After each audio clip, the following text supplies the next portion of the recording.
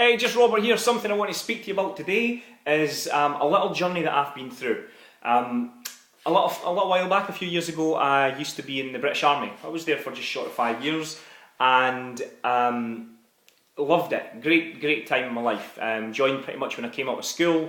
I learnt learnt a load of stuff. I was a little mummy's boy before I joined up. Still a bit of a mummy's boy, to be honest. But then it kind of turned me from a boy into a man. And I learnt a whole lot about life. But here's what I learnt more than anything. I learnt more when I left than what I did in the 5 years. And what I mean by that is this.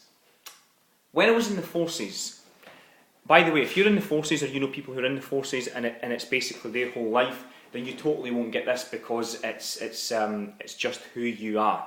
This was not who I was. It was just who I was at that time. So, when I was in the forces, everything, for anybody, everything is very regimented and disciplined, and you get up at a certain time, you need to be in your bed for a certain time within training and what have you, and you have your meals at different times, and you get paid a set wage structure, and you need to follow the ranking system. Everything's very much systemised and set out in a set way, which is absolutely fantastic for some people.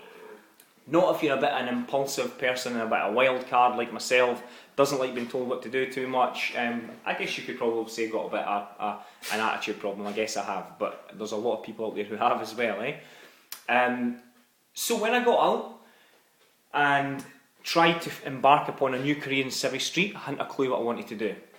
I went from job to job. My first job was as a security guard in a building site, and I pretty much stopped that after I realised it was the night that England were playing Germany, and I believe they beat them like 5-0 or 5-1 or something like that. And it got to half time and the game was getting that exciting that I just dumped tools and just pissed off and thought, you know what, I don't need to do this. And it wasn't really my passion, it wasn't what I wanted to do. I then went from there, for some strange reason, to another security job in another building site, and pretty much the same thing happened. From there, I went to work in an olive oil factory. I walked out after 2 hours. We were having an argument with my boss because I spilt some olive oil. I worked in a mail sorting office in Folkestone in Kent. This is all based down in Kent in England, by the way. What did I do then? I then worked as a security guard in VT Rice and Strood, if anybody knows it, in Kent. And done that for ages, but it wasn't really my true calling. I didn't really know what it was that I wanted to do. But a light bulb moment happened. I can't remember specifically when it was, but what I can remember is this. It was when I was out running in the morning. I used to always go, I was a trained PTI in the army, so my get out thing was basically to go a run. And I liked going early running in the morning because there was nobody else about, and it was basically kind of like, if I was doing it, nobody else was doing it. I was doing it before all the traffic was about and everybody was still in bed, and it was like just me and the world, so it was like my little getaway. So I was out running this morning, and I was running through Rochester towards Rochester Castle, again if you know it, in Kent, and if you're into running or just walking, certain things go through your head, and this thought kind of went through my head, and I thought about it. I was trying to sort of analyse my life and work out, Robert, what is it you want to do? What is it you want to achieve? Do you want to help people? Do you want to make more money? What is it you're trying to get to? Where are you trying to move to? And what I picked up was that I just moved from this life where everything was pretty much laid out for me, and I was told exactly what I needed to do all the time. I then went from that to the complete opposite, from one end of the scale to the next, one extreme to the next, where I was in charge of my destiny then, and it was basically up to me. There was nobody there to say what you're doing is right or what you're doing is wrong. It was all up to me. So the consequences, if it was wrong, were up to me. The consequences were up to me if everything was right.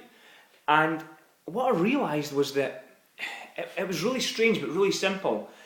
Here I am in this world.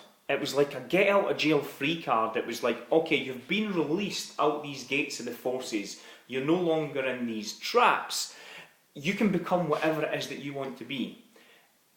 And this could be for the good or for the bad. If I wanted to be a bank robber, I could have been a bank robber. If I wanted to work in a shoe shop, I could have worked in a shoe shop. If I wanted to train to be a doctor, I could have been a doctor. If I wanted to run my own business and stand here and talk through a camera to you guys. I could do that. And that's kind of where I went with it. I obviously went down the whole fitness route and set up my own business, managed health clubs and then set up a business. And it was such a light bulb moment for me to realise that this world is here for you to be able to achieve whatever it is that you want. But the things that we find that are holding us back are the things that are in here. Although I had left the army and left this regimented routine, in my head, because I'd been there for almost 5 years, I was still going through all that. And I couldn't really break away from it. Do you know, it was like, who was I to take any risks? Because I come from this small town in Dumfries in Scotland. So I didn't come from a family of money, and like I say, I wasn't academic. So who was I to be able to try something new? I'd never been self-employed before. I didn't know how to run a business. But sure as shit, I'll tell you something, I was going to learn. And that was the realisation for me, was that you can be whatever it is that you want. I don't care how big it is. I don't care how silly it sounds to some people. I don't care how much it surprises some people. I don't care what illnesses you've got, or how little money you've got, or how many kids it is that you've got, or how little time you think you have in a day. Obviously 24 hours, the same as the next person. If you want to achieve something, and you can see it here, and you believe undeniably that it is your destiny, it's your responsibility to get to where you want to be, you can honestly do that. I'm not promising it's going to be easy. I'm not promising it's going to jump out at you straight away. But just go with that realisation that there's this big, bad, wide world out there, and you can achieve whatever it is that you want. You haven't got this regimented routine to follow. Nobody's holding you back. It's pretty much up to you. You're not a victim. If you want something, go get it. And don't stop. Keep getting back up. Because if you fail the first time, then that doesn't matter. Just keep going. If somebody says no to you, it only means no today. It doesn't mean no tomorrow. It doesn't mean no the next day. You just keep going until you get that yes.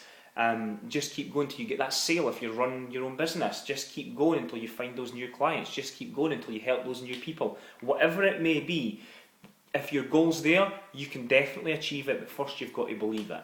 I hope you enjoyed this little message. I'm going to shoot another one out for you tomorrow. Speak to you later, guys. Bye.